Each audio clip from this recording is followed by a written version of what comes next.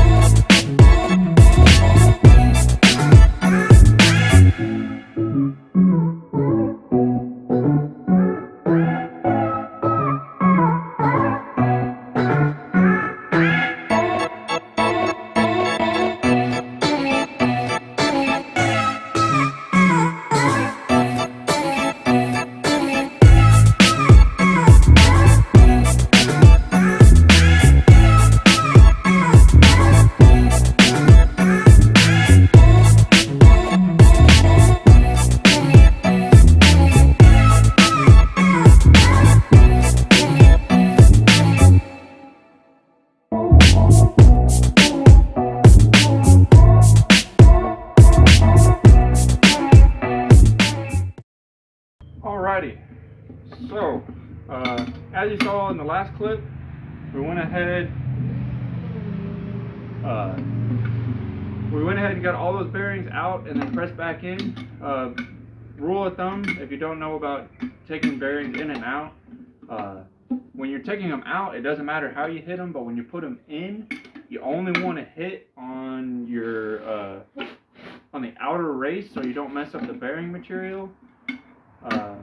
And a good way is if you got a big socket, you can use that. If you don't have that, then you can use either the old bearing race is a really good trick. But pretty much now that we got those bearings done, we're just going to put it back together and call it good. So we're just going to do this axle nut. Basically, you'll just do the reverse of how you put it on.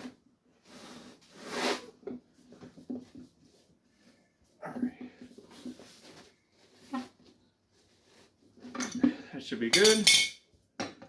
You see there's no more wobble to it now. It's all nice and good. And then now that we got this back on, I think we can go ahead and weld on, we'll probably weld on this hub because this side is now done, and then we'll put that tube back on, put everything back together, weld this side, and put the rear axle back on, and then that'll be it. So we are going to also do a video on the front wheel bearings, which we're going to do that today, but just a different video that'll come probably Wednesday. But for the full testing and riding, we'll do after we do the front. So you can just catch the rest of the finished product on the next video. So if you like this one, drop a like. If you have any questions or something I really didn't go over, I know I kind of skipped over a whole bunch of stuff. But if you have any questions or anything like that, just make sure to leave a comment. If you like the channel, subscribe and check out the other videos. See y'all in the next one.